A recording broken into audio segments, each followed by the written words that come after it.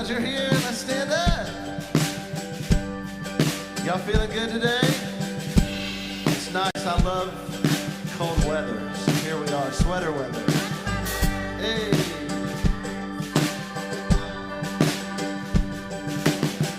Go on, lay your troubles down. Set your feet on solid ground. Peace deep as I have found. I wanna follow you. Come on, all you weak and weary. Come round now if you can hear me. Poor, sick, and God-fearing. I wanna follow you. I said I wanna follow you. Leave all of your troubles. Leave all of your sorrow. Set down your burdens. Come on and follow. Come on, heavy laden. Don't wait for tomorrow. Come on, all you people. Come on and follow. Go on, leave your worries too. Not a bit of good they do.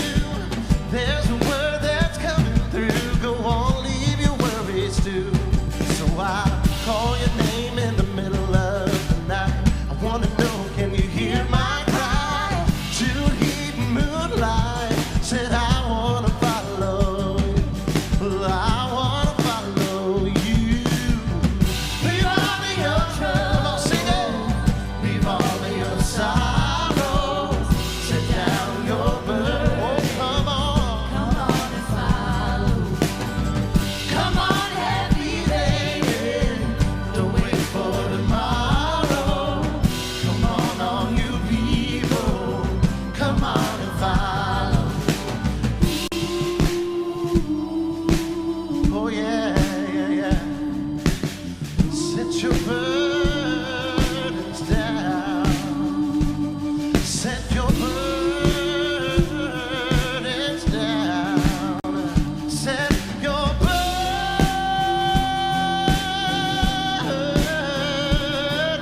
down. Oh yeah. Come on. Leave all of your troubles, right? Leave all of your sorrow. Set down your burden. Oh yeah. Come on and follow. Come on, heavy laden. Don't wait for tomorrow. Come on, all you people. Come on and follow. Come on, all you people. Come on and follow. Whoa!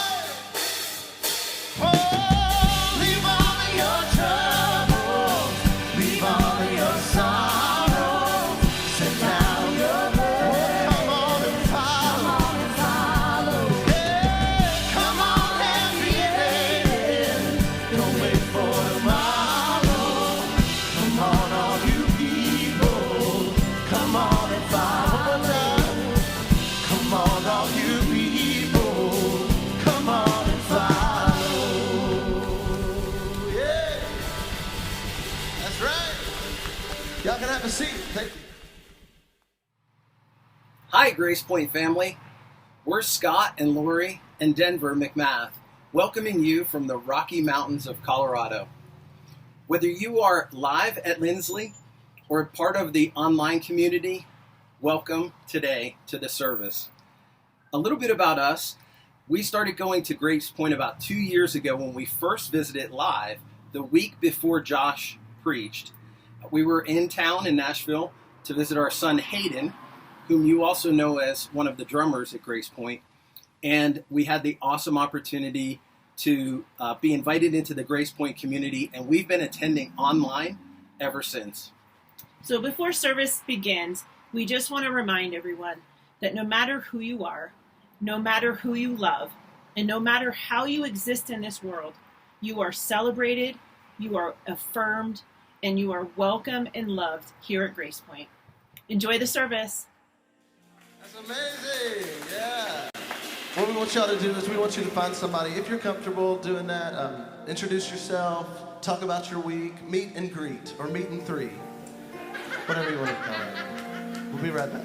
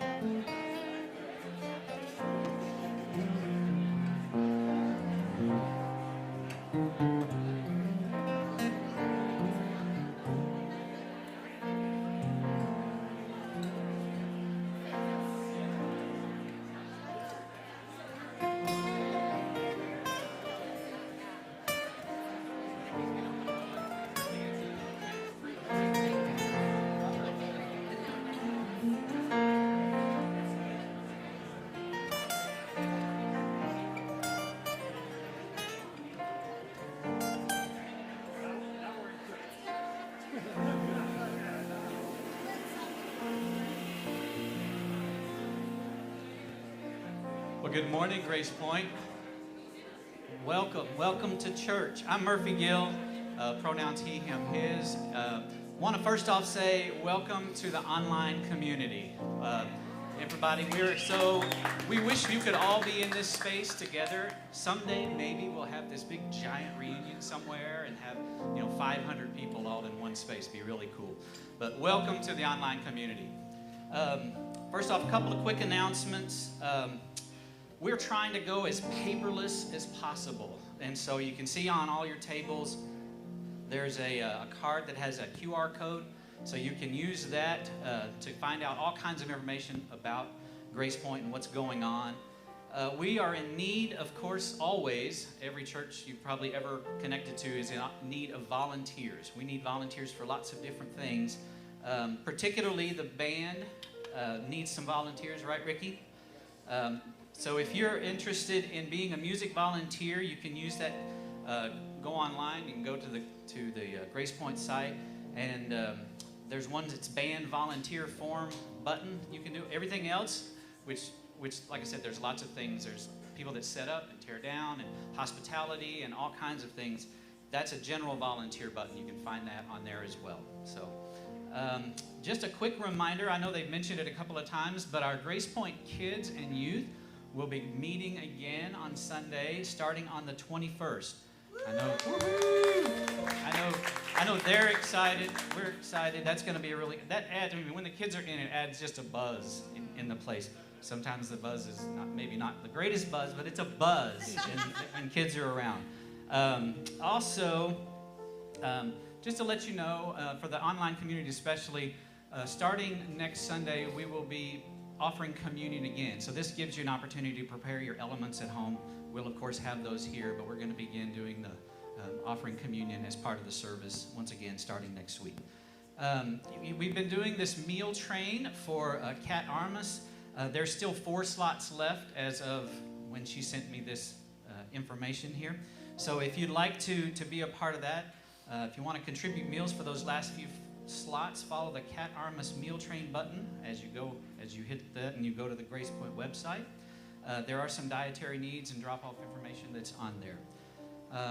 InReach, which is something we do every quarter. The 4th quarter InReach is a nonprofit organization called Love on Wheels. We work to try to support them. It works specifically to provide foster children with suitcases full of basic necessities and a couple of other comfort items like blankets, books, and love notes.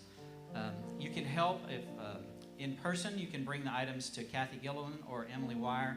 Dollar stores are a great place to get these items in bulk. We've got an Amazon wish list up and running, and finding those kinds of needs. Whether you're in person or online, you can also write love cards and make blankets. For the list of items to donate, love note, instructions, and more, follow the InReach button at the website. So we had the Disc Insider gathering a couple of weeks back. That was really cool. We are having our holiday party there. Oh, there's some pictures of what went on there. I'm guessing that on December the 12th, we will be a little bit more bundled up, probably, at that point. But December 12th at 6:30, Sunday, December 12th, we'll be having our holiday party there at Disc Insider. There will be more details about that coming soon. Finally, also just wanted to say thank you for your amazing financial support that you've given to Grace Point for ongoing, for a very, very long time. Churches, organizations like this cannot exist. We can't do the things that we try to do to make an impact in the community and the world that we live in without your financial support. There's 3 ways that you can do that. You can see that on the sign there. You can text Grace Point to 77977. You can go to gracepoint.net/give, or you can use the QR code on your table, and you can find that on the website there. So I think that's all the announcements that we have for today. So I'll turn it back over to Ricky. Thank you, Murphy.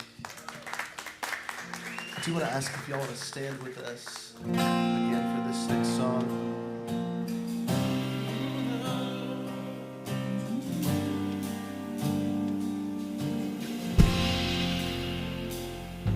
I will trust in you and know that you are with me forever.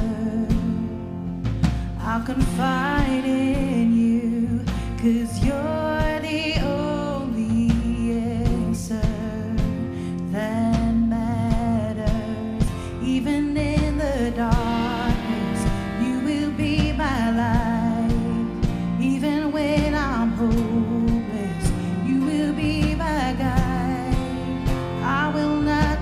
shaken. I will not be moved. Even in the chaos, I know that you're good. Oh, you're the keeper, the protector. It is you that holds us together when everything else fails us. It is you that holds us together.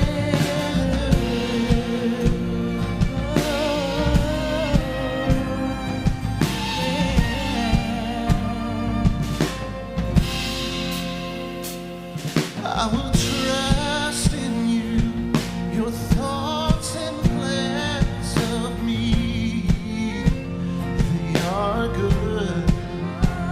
Oh, I will wait on you. I know that you will see me through. 'Cause even in the darkness, you will be my light. Even when I'm hopeless, you will be my guide. I will not be shaken. I will not be moved. Even in the chaos, I know that you're good. 'Cause you're the keeper, oh yeah, Protector, it is you that holds us together. everything. Everything else fails us. It is you that holds Come on, us say it with us. together. You're the keeper. You're the keeper, the protector. It is you that holds us together when everything else fails us. It is you that holds us together. Holds us together.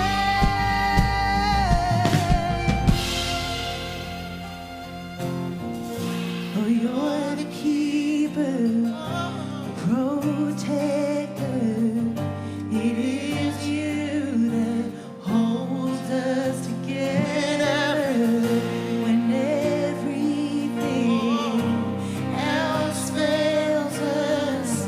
It is you that holds us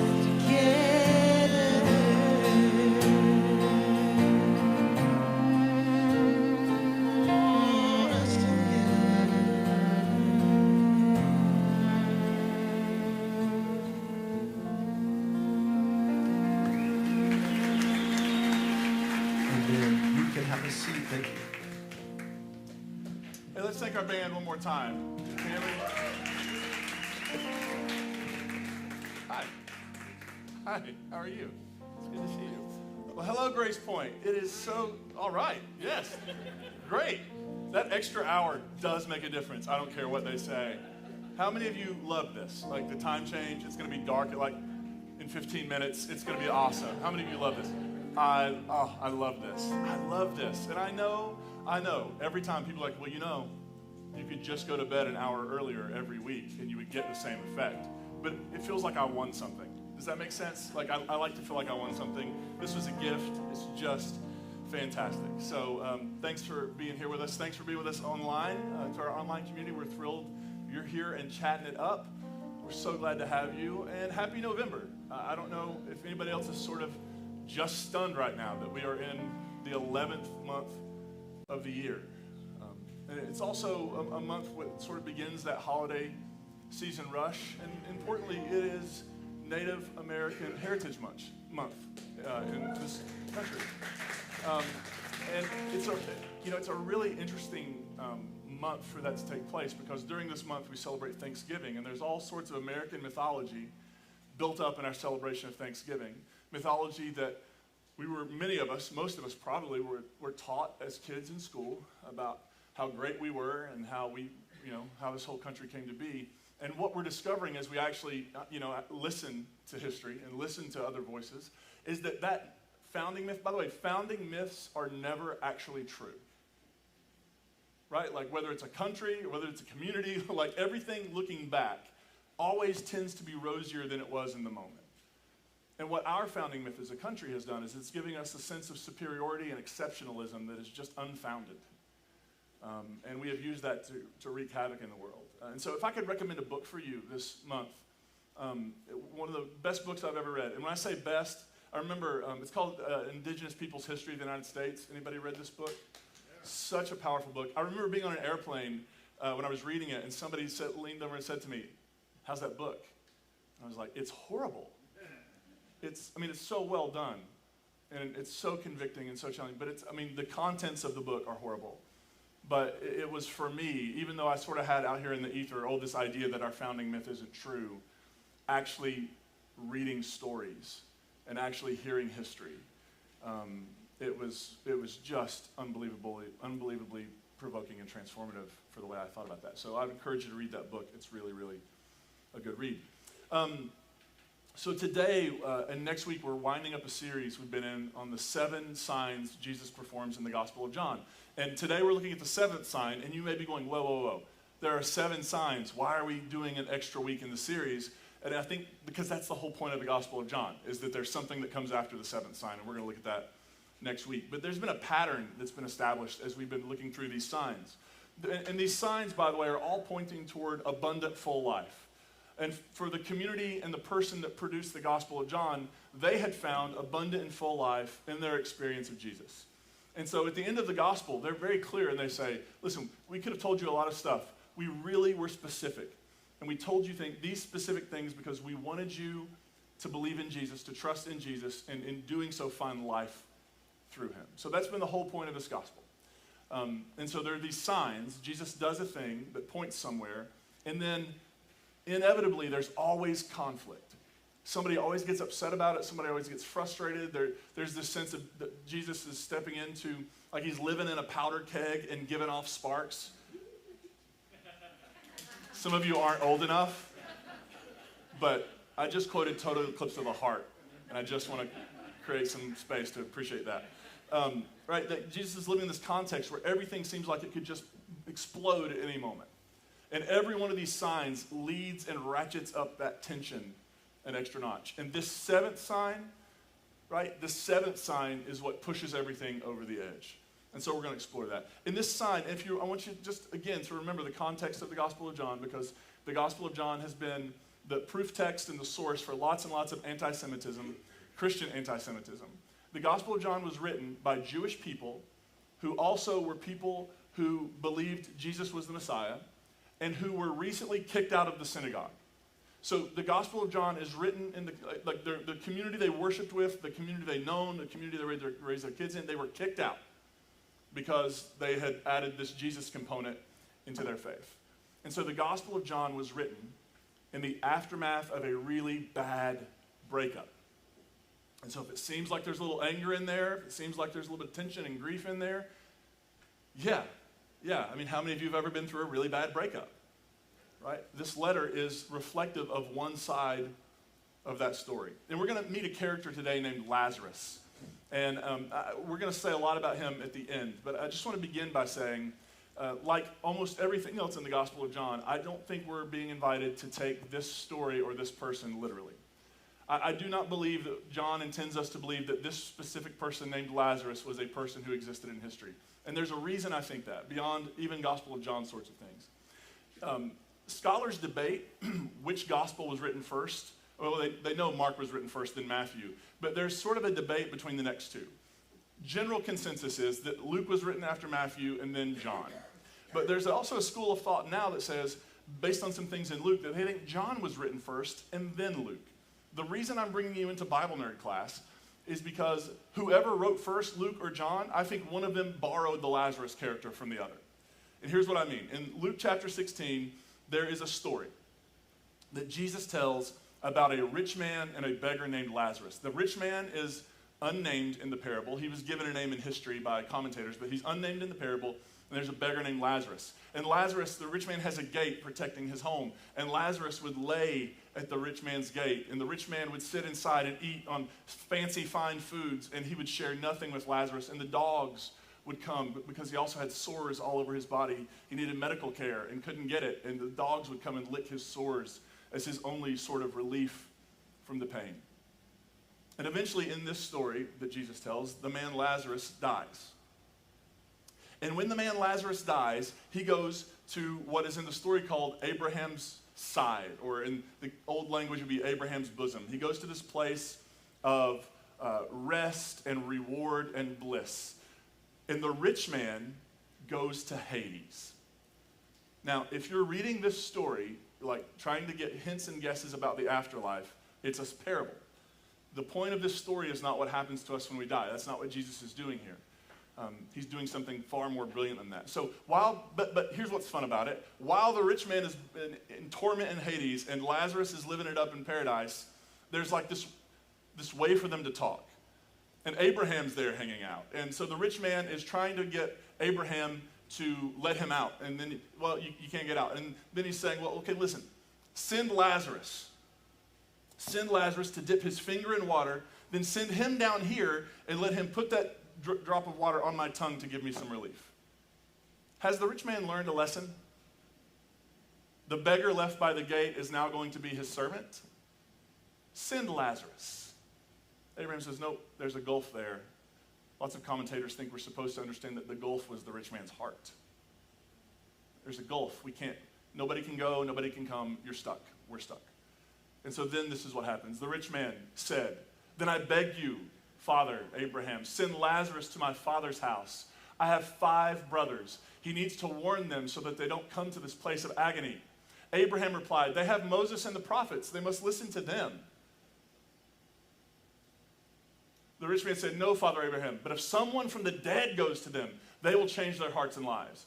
Abraham said, if they don't listen to Moses and the prophets, then neither will they be persuaded if somebody is raised from the dead. Now, here's what I think the connection is. I'm going to spoiler alert this for you. At the end of the story today, Lazarus has died and he gets raised from the dead. So do you see the interesting parallel here? It's like whoever wrote first, let's say Luke wrote first, and maybe John had access to Luke, and John reads Luke, and he's like, I'm really looking for a big finishing act. I need my 7th sign to really have some punch. And he reads this story, and he's like, they won't believe if somebody's raised from the dead? Oh. There was a man named Lazarus. Because copyright laws did not exist in the ancient world. And John, or it could be that John tells this story and Luke reads it and Luke's like, you know what?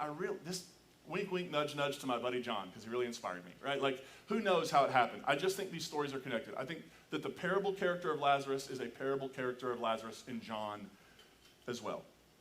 And so what we're going to do today, I've been like reading sections of it and like filling in sections. This story is so powerful. This story is so emotional. I just want to be your tour guide through the whole thing. Yes, it's 46 verses. It shouldn't take all that long. You've had an extra hour of sleep. You have nothing else, like nowhere to go. They don't open here till like 1:30. We're good. We're good. And so I just want to walk through this story. And on the way, I just want to point some things out, things that I find interesting. And then at the end, I just want to sort of make some observations about what's going on here. Oh. Okay, I got it right here too. A certain man, Lazarus, was ill. He was from Bethany, the village of Mary and her sister Martha. Those 2 characters existed outside of the Gospel of John. This was the Mary who anointed the Lord with fragrant oil and wiped his feet with her hair. Her brother Lazarus was ill. So the sisters sent word to Jesus saying, Lord, the one whom you love is ill. What are we supposed to understand about Jesus' relationship with Lazarus? Listen to this again. Hold on to this phrase. It'll come back. Lord, the one whom you love is ill. When he heard this, Jesus said, this illness isn't fatal. It's for the glory of God so that God's Son can be glorified through it. Which sounds terrible if you read this as a literal story. If this is a parabolic story, then it's trying to convey meaning.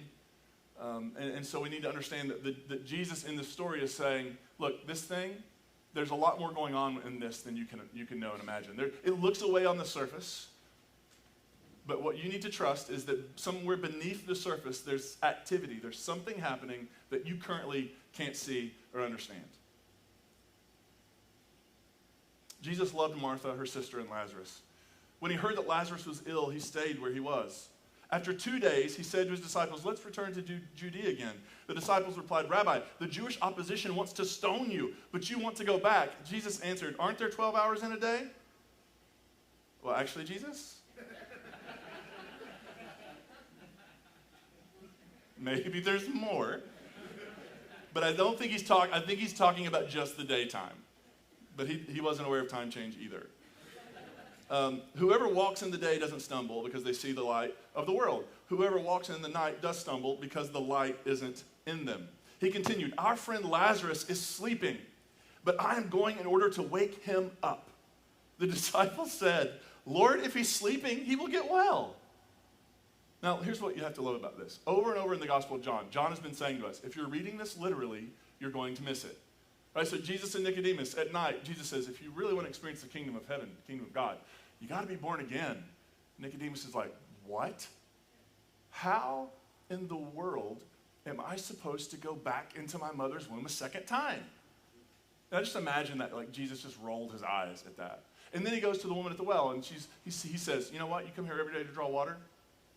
I can give you water that will bubble up in you and become a spring of living water. And she's like, but you don't have a bucket. And now here, Jesus is like, Lazarus is sleeping. We're going to wake him up. And they're like, but if he's sleeping, won't he get better? And Jesus' response is, they thought he meant he was in a deep sleep. Jesus told them plainly, Lazarus has died. Like, you guys don't get it. You're still operating on, you're taking every word I say, and you're like analyzing it, trying to figure out the literal meaning. No, Lazarus isn't like sleeping. Lazarus is dead. And then Jesus adds on, and for your sakes, I'm glad I wasn't there. Because I want you to believe. So let's go to him. Then Thomas, the one called Didymus, said to the other disciples, let's go too that we may die with Jesus. Which is just a great line. Right? Like, let's join him. Let's join him. When Jesus arrived, he found that Lazarus had already been in the tomb for 4 days. Bethany was a little less than 2 miles from Jerusalem. Many Jews had come to comfort Martha and Mary after their brother's death. When Martha heard that Jesus was coming, she went to meet him while Mary remained in the house. And you have to understand the gravity. Let's enter into the story for a moment. These are 3 people that apparently were deeply connected to Jesus. They were loved by Jesus, and they loved Jesus. And Jesus has been going around performing these signs and wonders. He's been doing these powerful deeds. He's been opening the eyes of the blind. He's been helping those who can't walk to walk. He's been providing healing from a long distance for somebody's kid who was sick. He's been doing all these amazing things. And now here's Jesus a couple days away, and he gets news. And you can imagine when Mary and Martha sent news to Jesus, they just expected him to come immediately, right? Like when you get the phone call that there's an emergency, what do? You don't stop for coffee. You go. And Jesus doesn't go. And so now when he finally shows up on the scene, Lazarus has actually been gone for 4 days. The one who they loved, the one they believed that loved them, the one who had done countless good for countless others, doesn't show up for them when they hoped he would. Martha gets to Jesus and she says to him, Lord, if you had been here, my brother wouldn't have died. Again, if we're entering the story, what do you think Jesus felt like hearing those words? What would that feel like? Seeing the pain, seeing the agony, seeing the sense of betrayal, seeing the hurt. If you'd been here, he wouldn't have died. But even now I know that whatever you ask God, God will give you.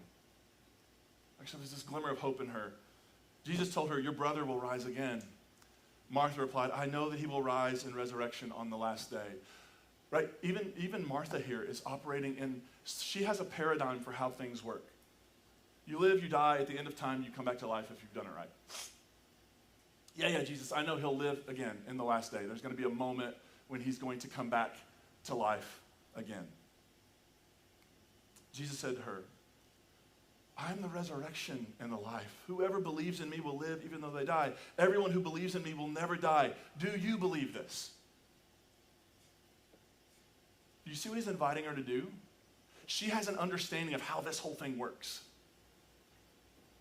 And he's saying, here's what you're not factoring into this. That this thing you're hoping for, I'm embodying. I'm bringing it to you. I'm here and now. And that when somebody places their trust in me, even if they die, they'll live. And even if they're already dead, they'll live. And she replied, yes, Lord, I believe you are the Christ, God's Son, the one who is coming into the world. After she said this, she went and spoke privately to her sister Mary.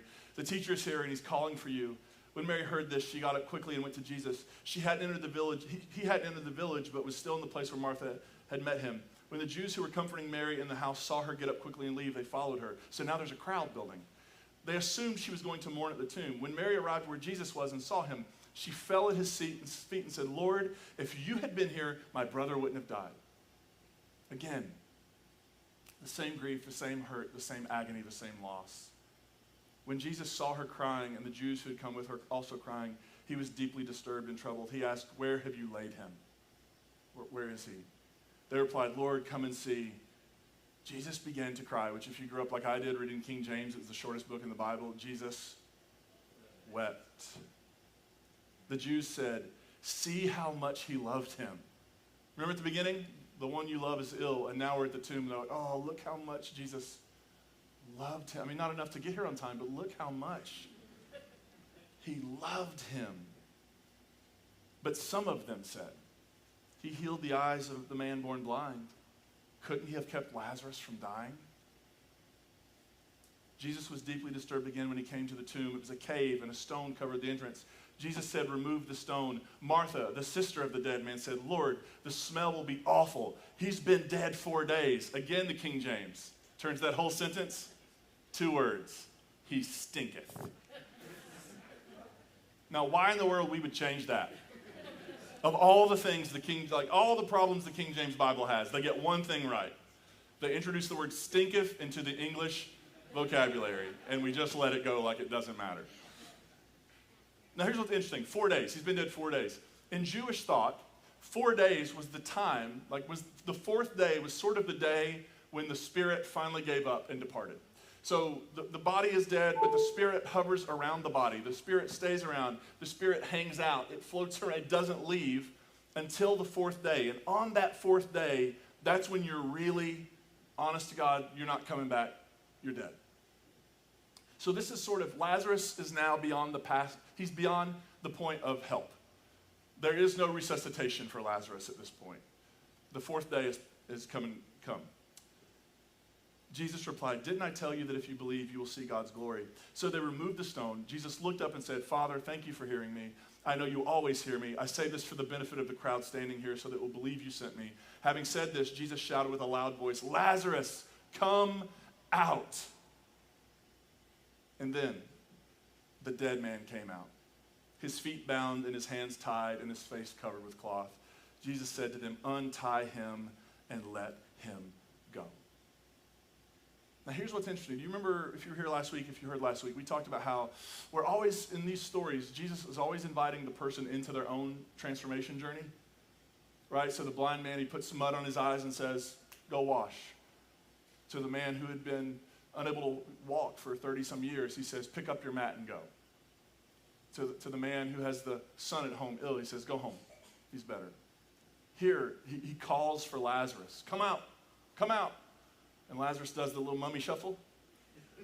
And he comes out. And even then there's another role for the community around him to come and to begin to remove strips that are binding him and keep him. Because the job of the community should always be liberation. The job of the community should always be helping people who have been bound up in the cloth of death to be set free to live in the world. And so Jesus says, okay, free him. Death has no hold on him. Let him go. Therefore, many of the Jews who came with Mary and saw what Jesus did believed in him. But some of them went to the Pharisees and told them what Jesus had done. And just to skip ahead so you know what happens next, from that day on they plotted to kill him. Now, Do you find that as fascinating as I do? We have just witnessed this guy take somebody who's been dead for 4 days and restore them to life. Why are we not grabbing him by the hand and taking him to the graveyard? Why is the first impulse, okay, this is the line. He healed the man born blind, okay, we'll let it go. He gave the man the ability, let it go. He healed that, he gave living water, he turned water into wine, let it go. This is the moment. Because we can't have people going around willy-nilly raising the dead.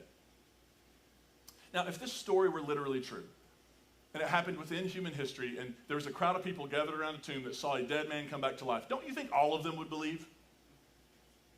Don't you think somebody else would have reported it? Like, hey, you're not going to believe this. Don't know how it happened. This guy had died, came back to life after 4 days. We're not being invited to dissect a literal story. Like, how did it happen? Well, maybe he was just kind of, passed out. Maybe, no. In this story, Lazarus was dead. And at the end of the story, Lazarus is alive. And not only is he alive, but the bonds of death have been removed from him. And this is such a controversial event that it makes these religious leaders want to kill Jesus. So I just want to offer a few observations. And I decided to flip 1 and 2. So you're going to see the first observation is labeled number 2, and the second is labeled number 1. Do not be alarmed. It is intentional. So the first observation, Lazarus is the community of John. All who see the signs, all who see them and through them are raised to a new level of understanding and consciousness. I think we're supposed to understand, just like last week we said, John's community was the man born blind. John's community was the one going, I once was blind, now I see. Now John's community are announcing to the world, specifically the people around them, I was dead, and now I'm alive. And of course, they're not talking about literal level here. They're not saying like we were physically dead and now we're alive again. They're saying we thought we were alive, but we were actually still bound up in death. We were actually bound up perhaps in ways of being and engaging in ways of believing that actually weren't setting us free.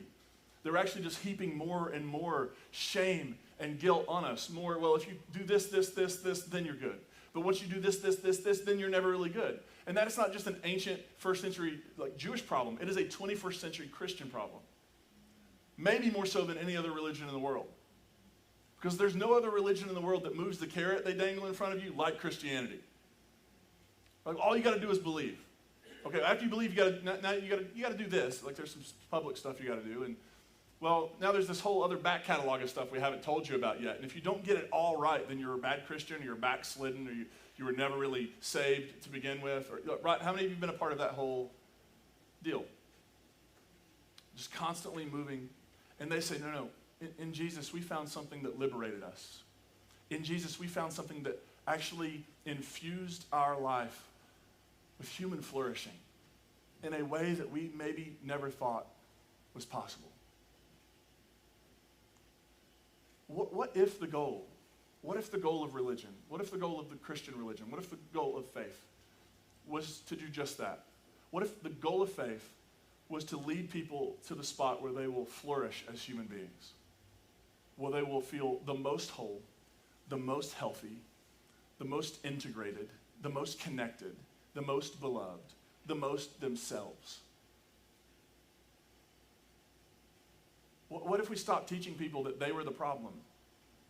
What if we stopped teaching people you being you is a problem for God and it's a problem for the world? Figure out how to be somebody else. From a very early age, we start wearing all these masks, these false faces, right? Where we're trying to be who we need to be for everybody around us.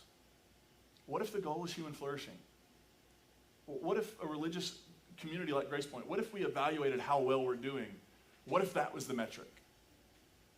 Are more people becoming fully liberated, whole, flourishing human beings because they're joining with our community? What if that were the goal? And this community, it says, look, we saw these signs. We saw in Jesus this person who could give us sight like we had never had before. We saw this in Jesus, this person who could give us these abilities we thought were not ours. We saw in Jesus somebody who, when he makes wine, he saves the best for the end of the party. We found in Jesus somebody who breathed life into our dead bones. And because of that, because when you see, you can't unsee. When you taste, you can't untaste. When these first people who were following Jesus within their context, when they were made to choose, you have to choose between like sticking with this or falling into line. They could not help but stick with Jesus because they had seen Jesus roll away the stone and bring life through death. And I think the second thing is I think Lazarus and John's community is the beloved disciple. So here's what's interesting. In the Gospel of John, after this story, there's a brand new character introduced called the beloved disciple. And the beloved disciple is the one who gets it. The beloved disciple is the one who understands. It's the one who sees Jesus, really sees Jesus.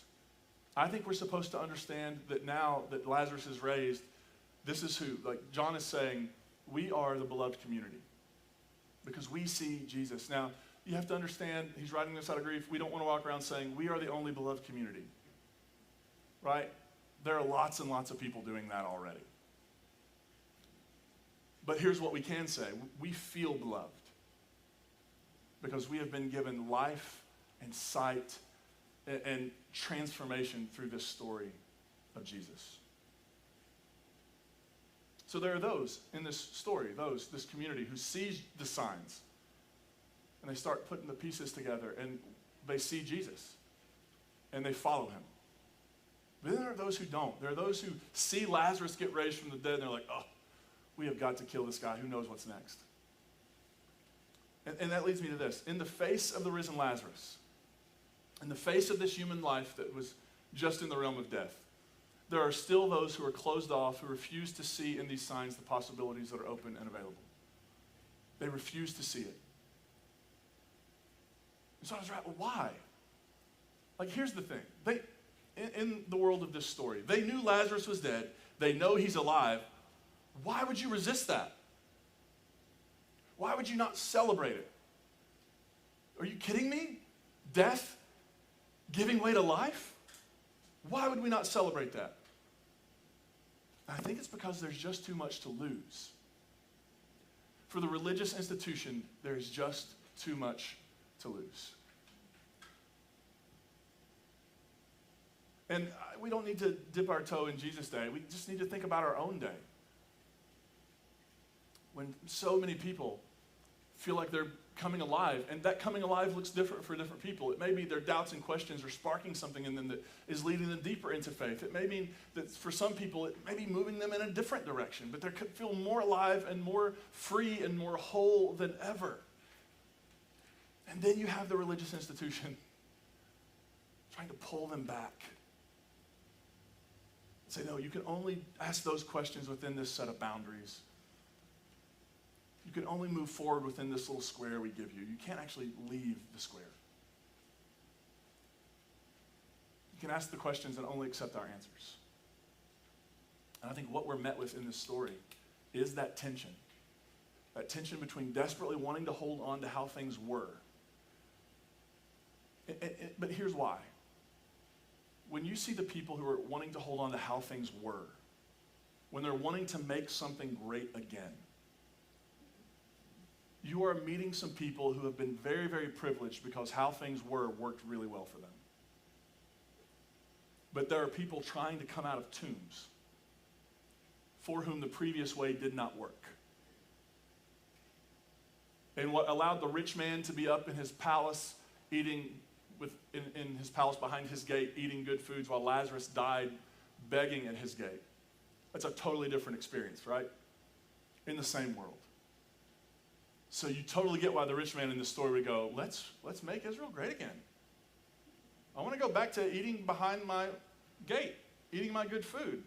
I want to go back there. For Lazarus, it had never been great. For the folks in power in the first century, it had always gone pretty well. They benefited from their participation in the system. While Lazarus represents a group of people who were being squashed by it, excluded by it, forgotten by it, killed by it. And it's almost like Jesus' raising of Lazarus is a direct challenge and a direct threat to the status quo. Right? Like, this is how the world is? You think this is how it works? You think you can just like ignore, forget, and these people will just go away. No, no, no, no, no, no. We're going to start rolling back some tombs, and we're going to start saying, come on out. And the community is going to come around that person and remove the bonds of death and lead to life and fullness and flourishing.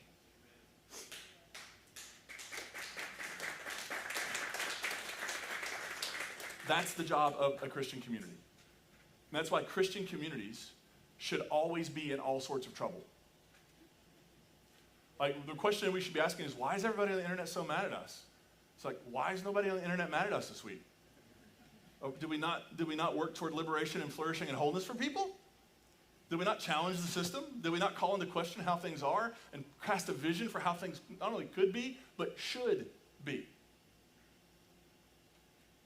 But because when the dead start rising and start walking out and start being liberated from the bonds of death, anything and everything becomes possible. And those who have a vested interest in keeping dead things dead and behind the tomb cannot stand to see it happen. And yet, in this community, once they'd seen, they couldn't unsee, and once they'd tasted, they could never untaste. You know, here's the thing. I've become convinced that everything about Jesus and everything about faith is 1,000% subjective. Do you know what I mean? Like, there's a whole branch of Christianity called apologetics. Anybody know what that is? I think the only branch of Christianity called apologetics should just be Christians going around apologizing to people. Like, I'm so sorry. We've really messed the world up royally. That's not what it is. It's defending the faith. It's proving our rightness. It's proving our doctrines. You ever seen those things where the preachers go and they call them atheists, but they're probably just people who are out looking for tacos or something. And they like confront them on the street, and they're like arguing with them about the Ten Commandments and about the Bible. That's what apologists are. They try to convince you objectively, as if that were true, that you can know anything, that you can know about your faith, that you can know what you believe is true. I think the Jesus experience is 1,000% subjective. Because lots of people were standing at the tomb of Lazarus. Lots of people saw the dead man come out. Lots of people saw the grave clothes being taken away and the bonds of death being removed and him being set free. And there were people at that moment who saw that as an act of liberation, and there were people in that moment who saw that as a threat to their existence. Jesus is a subjective experience. And I actually think that we can't really begin to talk about Jesus in any meaningful way without experience, right? Like, it's one thing to memorize the Bible. It's another thing to say, I was once blind, but now I'm starting to see just a little bit. And maybe where we have failed, where pastors have failed, where churches have failed their parishioners, their congregants, is spending generations trying to ingrain doctrines and dogmas and truths, when instead we should have been trying to help people cultivate their own experiences. We should have been giving people the freedom to say, your Jesus experience may look different, but if it ends walking out of a tomb, taking off the bonds of death, liberated, free, and flourishing, then we'll high-five that all day long.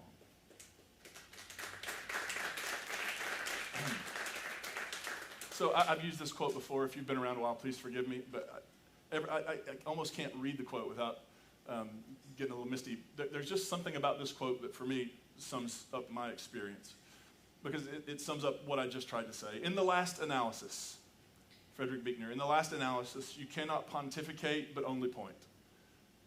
And my goodness, have we not spent a lot of time in the world pontificating about Jesus? Haven't Christians talked a lot? In the end, you can't pontificate, but you can only point. A Christian is one who points at Christ and says, I can't prove a thing. What if we ended every discussion about faith that way? I can't prove a thing. But there's something about his eyes. There's something about his voice. There's something about the way he carries his head, his hands, the way he carries his cross, the way he carries me. And that, friends, that is experience. That is to say, I can't prove anything. I do not have doctrines. I do not have dogma. I do not have 10 points. I don't have any of that. If you were to ask me, why in the world are you a Christian in the 21st century with all we know and all the problems the Christian church has had? I think I would just say, gosh, I can't prove a thing. But there are moments in my life when I have felt held. And this story, the Jesus story, has been the place where I've felt held. Other people have been held and felt held in other stories, and yes, thank God for that. But where I felt held, where I feel held on hard days, where I feel held on days when it feels like it's not going to be okay, where I feel held on days when I don't know anything, when I feel like a failure, where do I feel most held? It's in these stories. Because I feel like I, at times in my life, have been Lazarus, in the tomb, dead. And at 40 years old, we still don't have the grave clothes off. We're still working on it. I'm still bound up a little bit. But we're on the journey. So friends, Grace Point, may we see the sign. And may we let it provoke us, spark us, encourage us, challenge us, invite us, comfort us, hold us into our own transformative experiences of Jesus.